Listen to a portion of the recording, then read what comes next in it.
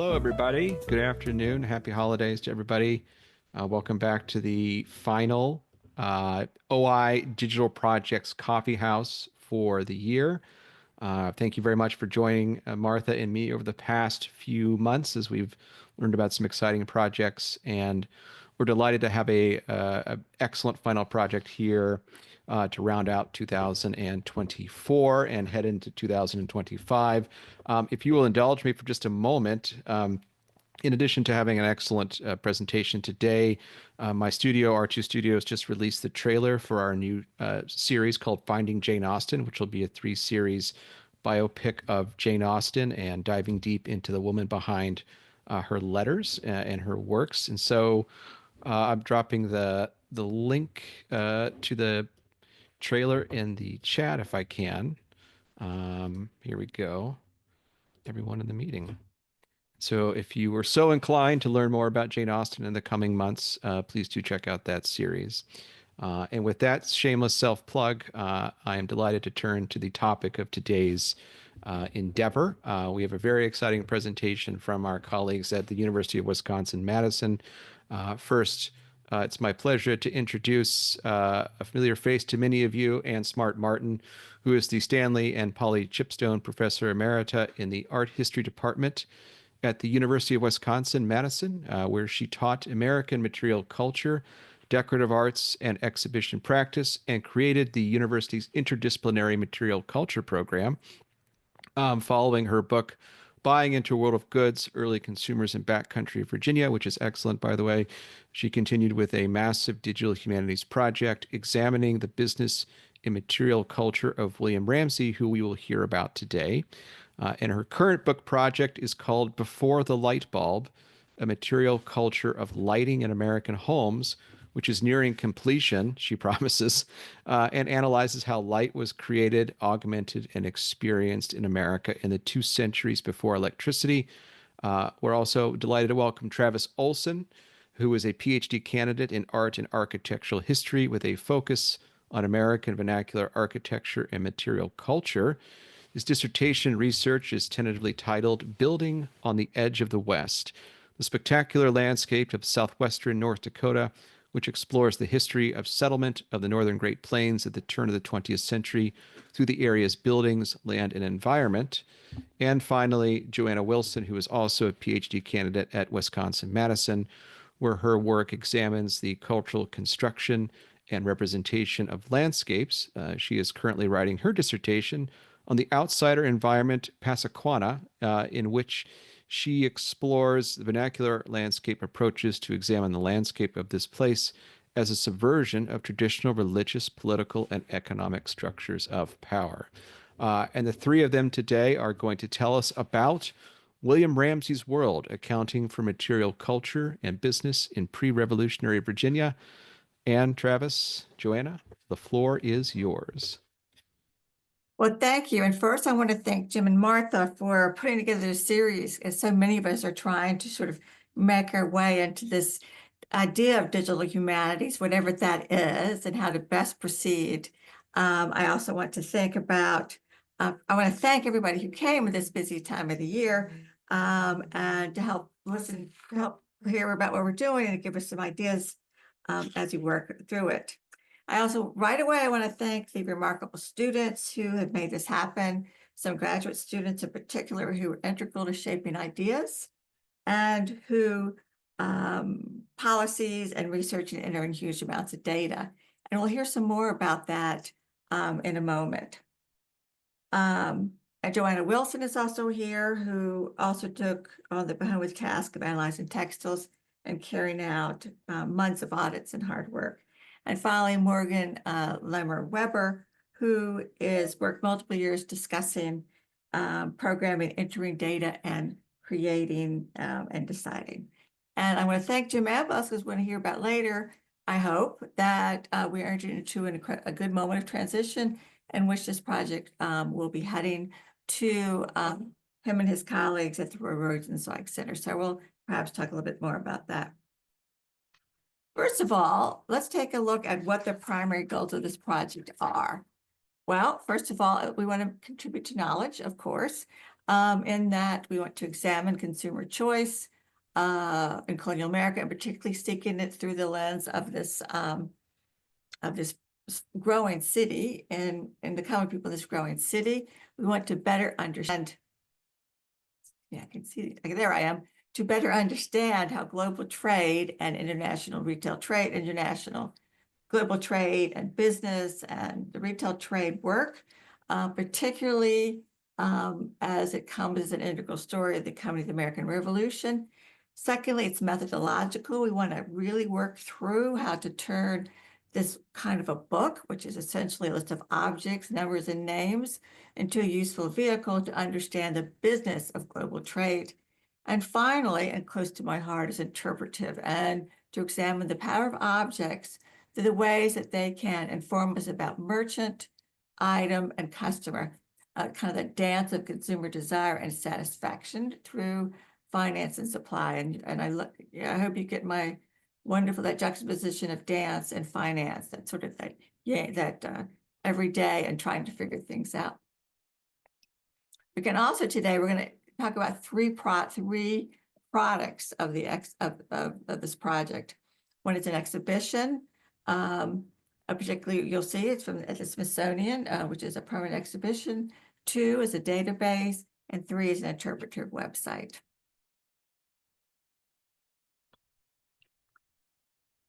So Jim and Martha asked a few questions at the beginning of, it was like, why digital and what do I know? And I was a little bit stumped about this when I saw these questions, but 2 aspects of my background, I think, help us predict why this digital humanities work. Quantified history and museum exhibitions. And how do we think about digital humanities? My research uses slivers of information to discern patterns, notably archaeological artifacts, museum objects, and documents of various kinds that assign value or financial value, monetary value. And I have done work recording the global movements of goods for 40 years. And yes, I started very young. So I put this up here because I wanted to just get us to think about what it is about research. It began for me with calculators and punch cards and printouts, a lot of mainframe printouts. But you'll see there's a lot of problems that we have with how to maintain that data and that information. And so, and I have several research projects that are now gone, accidentally or on purpose. And this was actually beginning of my last move a couple of times ago, where the printouts are gone, and most of the backup data too. So you can see that. So we have this issue of ephemerality, as well as numbers and slivers of information. In a separate vein, I do a lot of public interpretation. I've done a lot of exhibitions, and together we can see again a smattering of boxes. It's that idea of questioning objects and telling a story to different publics. So I think that fits in with what we're doing as well. And their physicality as well, so that they're also ephemeral. So what do I know about these contemporary mechanics? And they ask this question, not that much overall, but that expertise has a lot of been students. What have we used? We've used Excel as a standard. We use Excel as the standard database, and we have used the website Airtable, which is a quick business information management, and still free at this level. Okay, so we can take a look at this and kind of see a little bit of what it is. So we can look, I think, first about Apologies. Pardon? Apologies. Is this the slide you want to be on? I want to be on project background, experiences, and contributions. That's me. Yeah. Yep. Okay. Okay. So we're really looking at the ways in which we had to move from these different systems and ideas. And you'll see, of course, the idea of here's a card, a note card we started with, and then we move into an account book, and then we can move into the way in which we work on it today, which is experience and contribution, which is sort of how we work through this database. All right, what are store accounts? Real quick, because we're moving quickly here. What are store accounts? I call account books the Rodney Dangerfield of physical documents, historical documents, because yes, they don't get enough respect, and you find them sort of moldering in a lot of basements kind of thing in archives because they're difficult. And just real quickly to explain that they are the sort of the ideas of mercantilism. That is that it's the movement of objects, movement of business from a central place, in this case, Britain, London, out to the hinterlands of different colonies. So you're moving sort of you're moving unfinished products, crops or whatever you to that center, and the center is hopefully finding a way to transform them through turning them from primary to secondary goods. So they're finishing them and they're getting all the wealth together. So raw goods in, finished products out. So to make that work, we had to see the commodities going to England, and instead of sending cash, they send goods, right? And we think of that today, or the 19th century, just kind of a company store. But again, this is how we can think about the system that's come together in which to make mercantilism work. So we can look at something like this. What is his ledger? And you can see sort of to the right, the name of the person at the top and the date of the particular transaction on the left. Up to the far right, we have the sort of cost, pounds, shillings, pence. The right-hand side shows the way it was paid. So you can see the contra would be here, he pays it in tobacco. And we can come back to this kind of thing later if you want to see in more detail. Put the name and then some detail. A couple of lines are usually put together. And so you can think of this as a way that it's a system that's put together. And we'll hear more about that later too. So if you move forward, we'll look at what started this. And we're going to look at these three products, right? And we'll begin with the exhibition. And it was in 2016, and we were using Ramsay's documents to elucidate the role of early Scottish merchants in the colonial economy. And this is part of the Smithsonian Museum American History's permanent exhibition, American Enterprise. It displays actual kinds of things that were for sale. And just real quick, you can see this the desk and the list of the kind of things for sale. I worked with Nancy Davis there.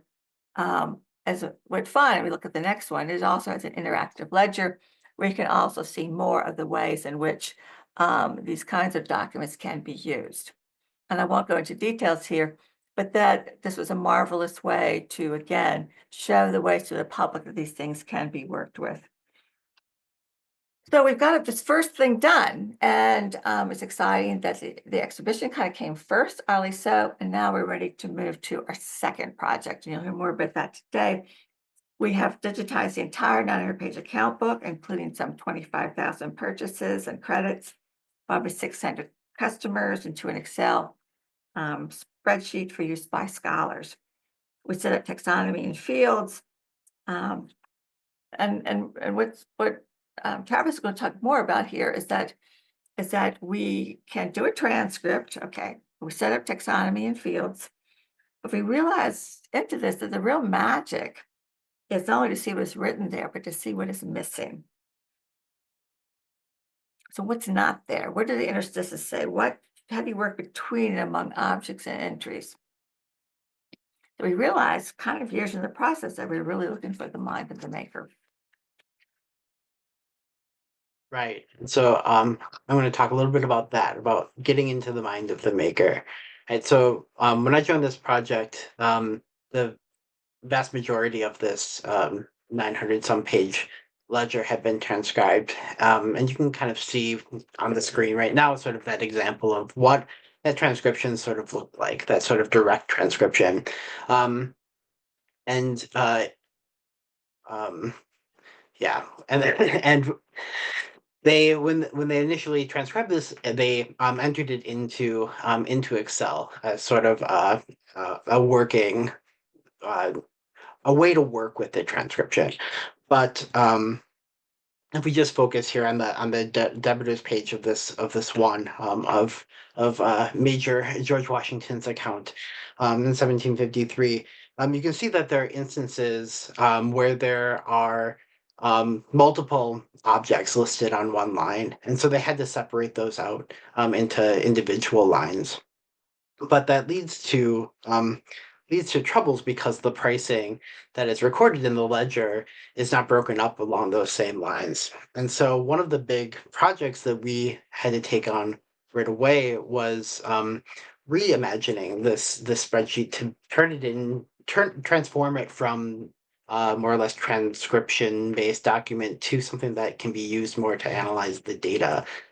So we had to look at ways to insert the data in similar fields. We had to do a lot of uh, um, translating units from one to another. There are times where the store would enter objects by the dozen in some cases, and per unit in other cases. There are times where the store sold the same item, maybe a textile item by the piece in one case and by the yard in another. So we had to do all of these sort of translations to make the data sort of uniform throughout so that we could use that then to run bigger sort of analyses on the data set as a whole. And so we wanted to make sure that each line item had a per unit price and then a transaction total price. And as we were doing this, as we were building out this database, we used different colors to ensure that our intrusions to the transcription of the document were legible and removable if needed to be. Um, because we rebuilt this database to have these two sets of prices, we're able to find common costs of items or ranges of prices or averages or the most commonly charged price per object. We're also able to look at what an individual was charged for that item in other transactions. We'd compare what that item cost at any given day or week or month, and with all of this information, we could record a sort of best guess for prices that were missing or items that were missing prices in the ledger. We transformed the ledger in other ways as well. We went from, sorry, I missed the slide. We went from two columns, a two-column descriptor. This captured sort of all of the information.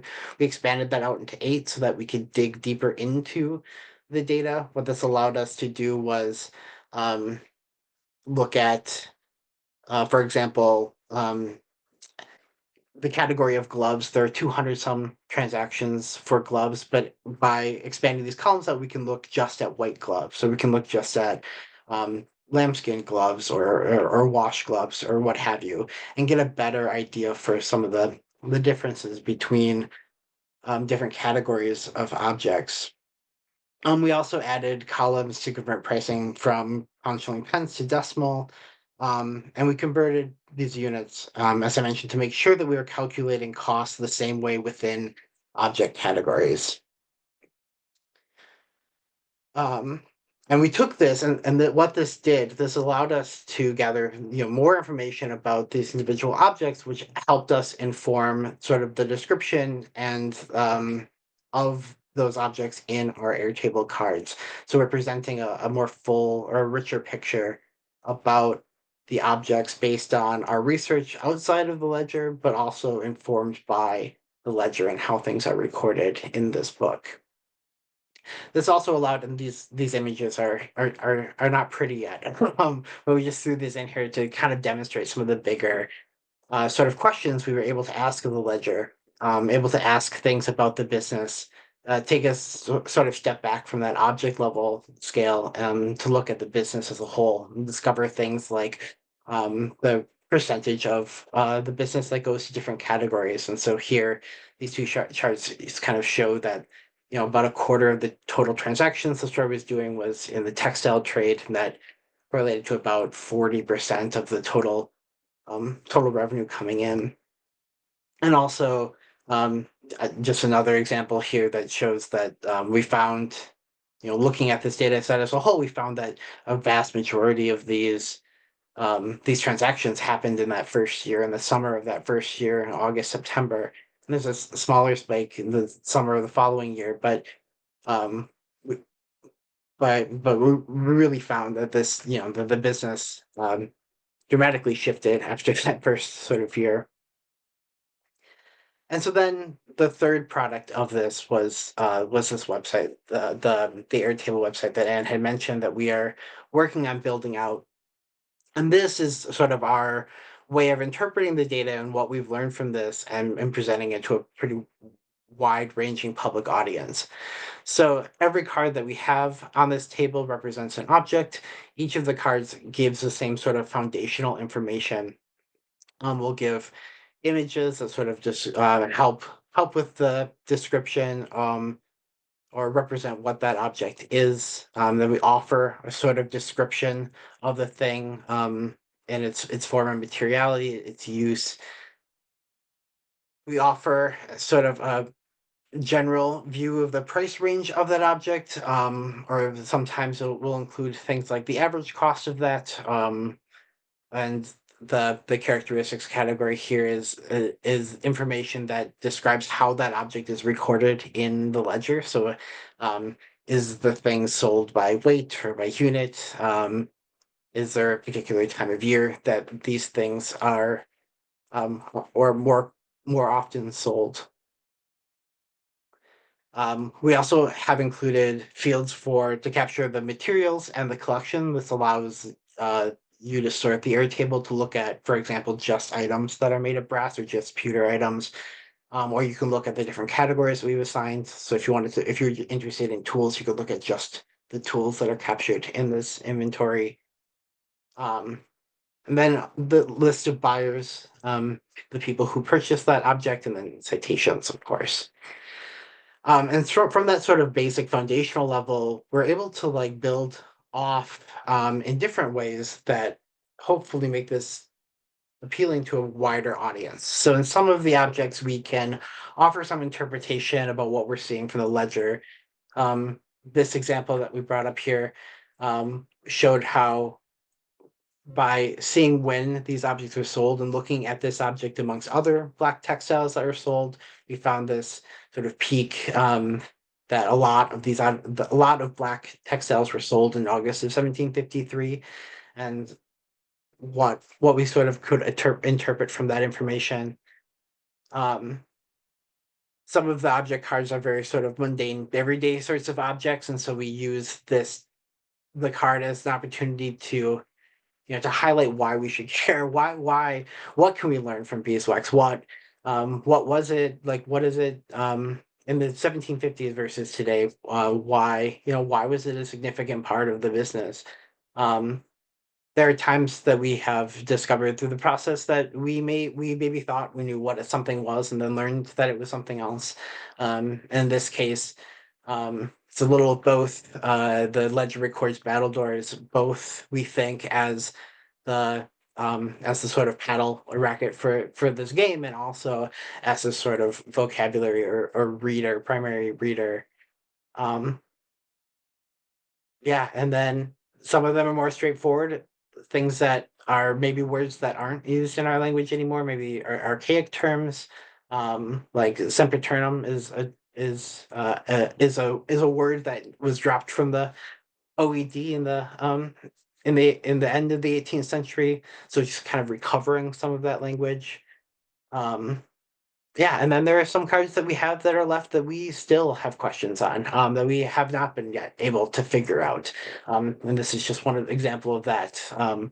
We know what a bolster is, of course, but we don't know what a bolster end is, and it's a thing that's sold by the yard, and so it suggested some sort of textile, and so this offers an opportunity for sort of exchange. Hopefully, someone can come up and tell us what these things are.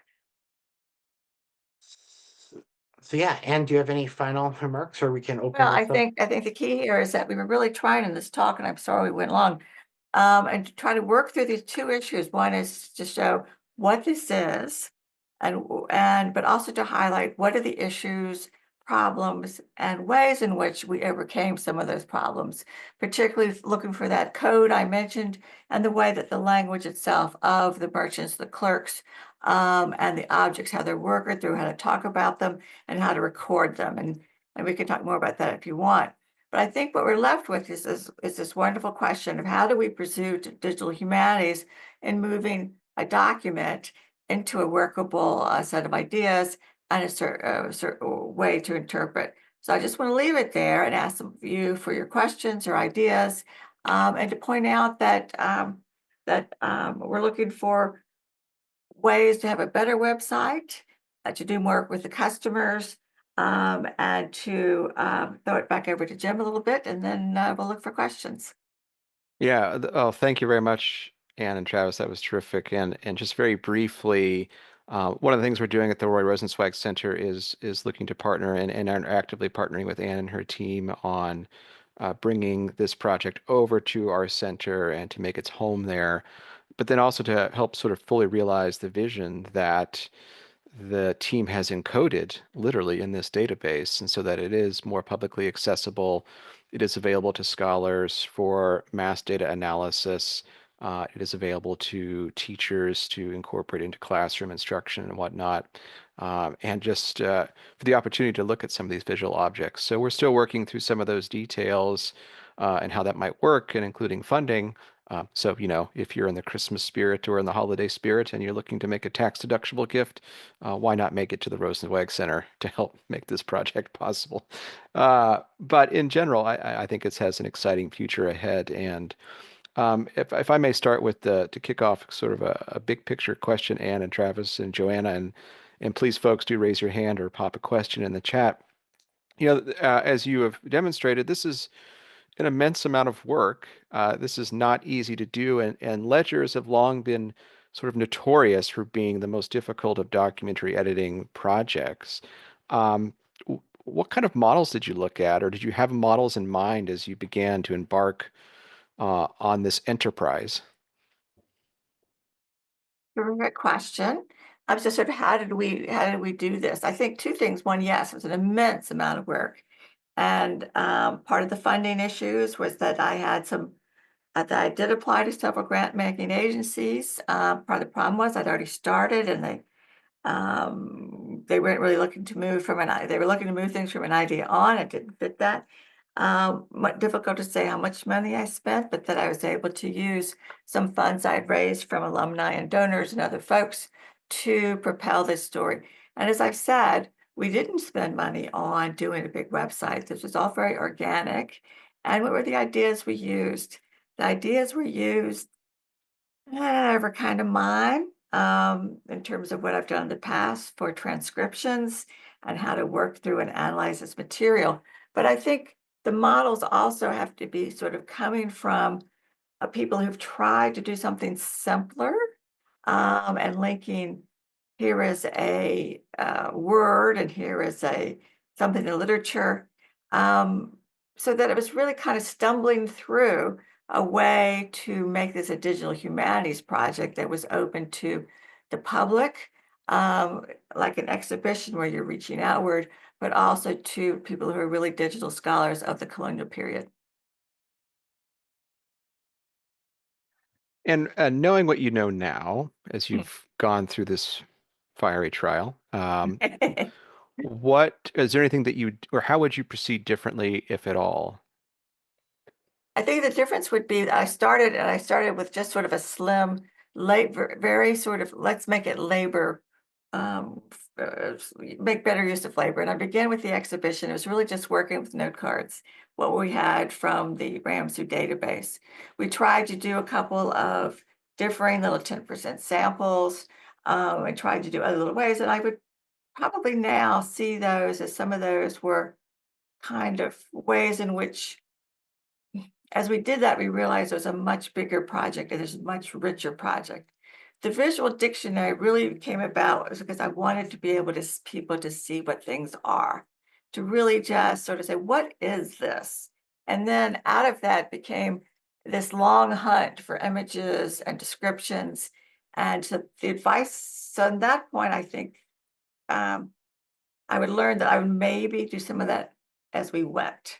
Um, we had a really hard time trying to find some of these things. We've looked at multiple databases and museum exhibitions, museum databases, and but I would definitely try to do it faster and perhaps train my students better to get through this language. None of them were colonial historians.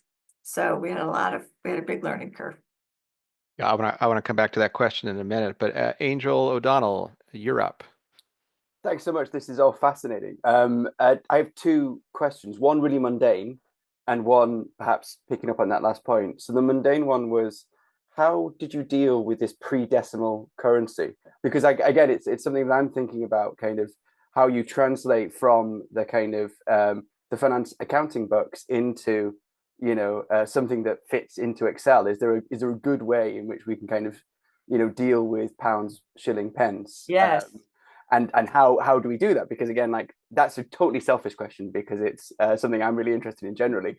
But Yeah. the more kind of theoretical question is that I work on a project which as Georgian Papers programs in which there are a lot of kind of account books, and the advantage of that, because it's about the Hanoverian monarchs, Mhm. there's also a lot of material culture in there too. And so this idea of a visual dictionary is fascinating to me because it's certainly something that when people come to look at the Georgian Papers program, they're really fascinated by being able to trace, the upper end, the elite end of the exquisite items. You know what I mean? Like they get there's a real kind of thrill that people get by being able to trace the clock that Queen Charlotte mentions and being able to see it because it still exists in the collections. But yeah, I'm equally even just as excited about the kind of more popular mass culture, consumer culture's version of it. So yeah, what are the kind of some of the this idea of a visual dictionary? I just love to hear more about that. Well, first of all, answer your question about pounds, shillings, pence. As you know, it's not a decimal system. And so we have to kind of work that so we can do it in a mathematical way, a way to calculate. When I did it in my book or my dissertation in my book, I did it in decimal pounds.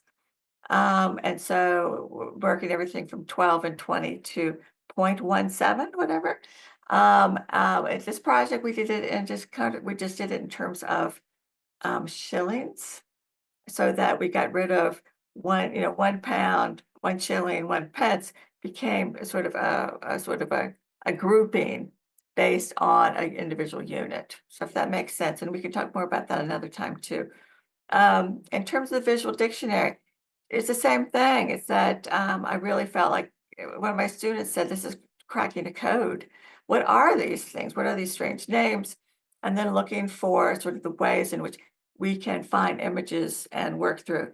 Well, if you want to find the elite object, you are so lucky because museums particularly have their objects online and a way that it can be searched through Getty and all kinds of different image searching. But I really am very proud of the idea of the visual dictionary to kind of say, what is it? And how can we move from this word we may not be familiar with? So I look forward to talking to you more about that and how these kind of things we did, like I think we did, Travis, what's our final count on the visual dictionary? I believe it's 200. There's Well, still, no, there, we're about 400. Well, there's about 200 of them that have images. We've run into kind of the opposite problem that you're suggesting, is that it's very easy to find sort of the elite example of something, but that's not what there is being sold, right? So like we'll find, silver versions of whatever, but the ledger actually is talking about pewter or whatnot. So it's harder to comb some of these repositories for the everyday, because what they have digitized you know are the what they fancy collect, versions. what they Yeah, collect and right. digitize. And it's much, much easier than when we started now. There's so many more ways in which collections are now online. But I look forward to talking to you more about that. And it's also about that Scottish universe and the Georgian Papers Project. Thank you, Angel. I want to actually come back to something you mentioned here a minute ago, Anne, and actually put Travis and Joanna on the spot. We have two individuals, very fine people who are not early Americanists. And so I'm wondering, Travis and Joanna, could you talk a little bit about your experiences working with a past that is fundamentally different in the world that you're studying in your dissertations, and what kind of learning curves or what kinds of adjustments you needed to make as scholars to begin to, help build this project?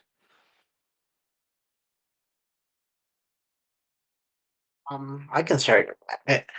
I'm not wholly unfamiliar with my master's thesis was on the late 18th, early 19th century, so I'm not. This wasn't completely completely foreign to me coming into it, but I really approached this from that sort of uh, data rich angle, and that's what has really attracted me and kept me working on this project is the how do we how do we use these sorts of documents to do this and to inform a study like this has really been the has really been sort of the draw for me.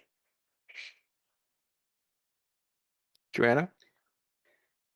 Yeah, I don't have any scholarly background in 18th century America, but um, I, as a kid, and I guess before grad school, used to like reading 18th century fiction, also period movies and books. So it's familiar with a lot of the objects just from that experience.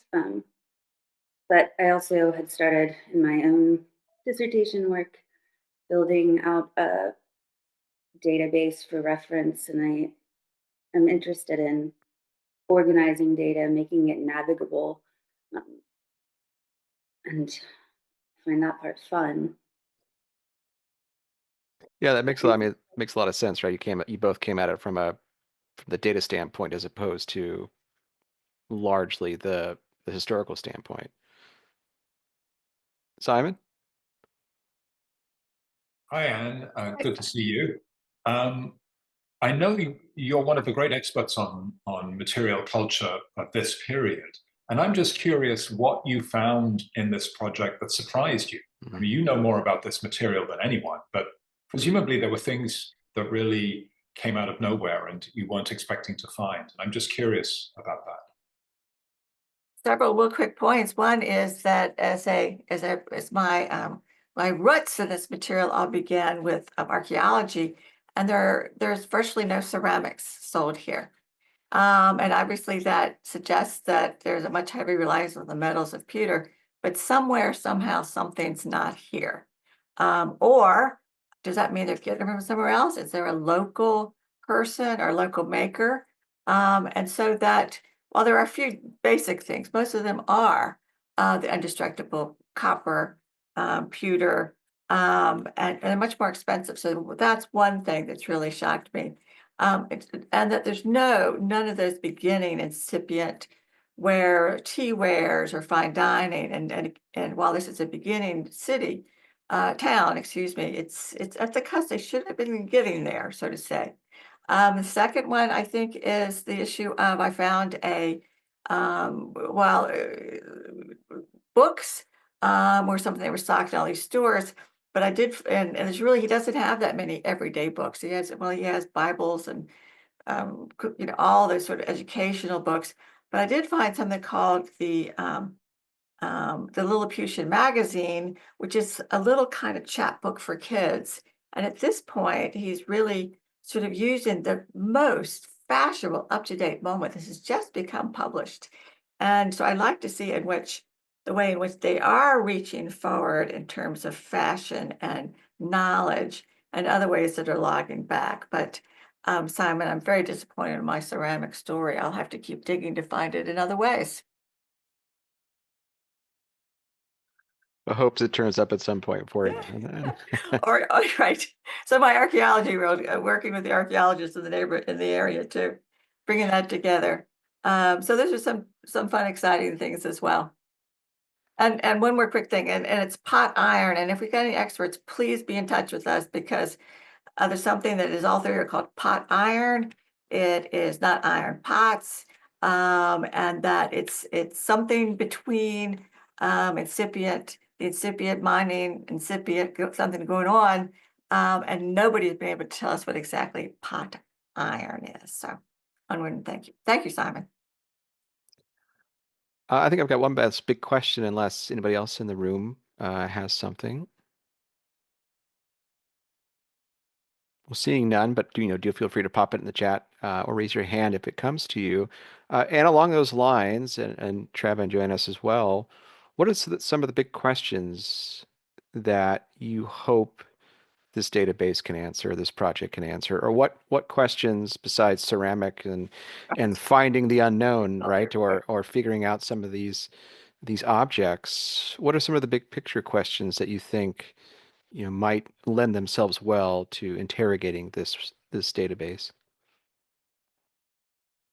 How about if I start first and then Travis, you join in? To me, obviously, this is a very fine-grained sort of storyline about an economy that is moving toward that merchants are taking this enterprise that really sets us up for the coming of the revolution. In that we think about everyday people and what are their connectedness to Britain. I would argue that their connectedness is to the local store. Their connectedness is how they're being drawn into debt, and that they really are, they really are feeling this connection to Great Britain. And they talk about the mad shopkeeper who's forcing them to buy at the end of at the part of the revolution. So I see that. I see it's incredibly important in terms of everyday common people, people that we would never see. I argue we would never see in other venues, including some women and enslaved people that are using various systems of their own time and resources to be able to participate in this world of goods. So those are the two big ones. The smaller ones are some things, and Travis can jump in here real fast too, about something about shipbuilding, but that it's also kind of led us to wonder when we put all this together, this is part of the reshaping and rethinking that was always going on, which is what do people want to know? Do we, if we're working on food waste, do we want to have all kinds of pans broken out or only have lumping and splitting and taxonomies? What do people want to know? It's been kind of this important sort of way in which, and I hope we've conveyed to you that a lot of this has just come out of the data as we've refined it. That looking at this really, really fine-grained series of questions about the material has asked us these questions. Not that we began necessarily with, oh, this is what we know. We knew overarching questions, but that we didn't know, or I didn't know, how they were going to fall out based on these projects. So we see lots of possibilities. And Travis, do you want to jump in so I can be quiet? Yeah, right. Yeah, I think for me, one of the most interesting things that was kind of unexpected that arose out of this that I found really interesting is how this one book um links to so many other businesses. And so both in this sort of I've been really fascinated with how shipping has worked, like how supplying a ship works, how um yeah, the just the sort of up and down and across the Atlantic they're doing, in the how Ramsey is supplying ships, how funding ships, repairing ships, and dealing with ship captains has been a really interesting story. And the sale and resale of rope has really stuck with me. And then and other businesses as well. And this is something that Joanna has worked on more than I have, but there are instances of of other craftsmen in town, stay makers or the like, where Ramsey is supplying materials, and hiring out business to other craftspeople, that are then selling objects through the store, or people are paying for repairs of garments by crediting his account. Those sort of the workings of businesses, beyond the store, and how that sort of reflected in this one document has been really interesting.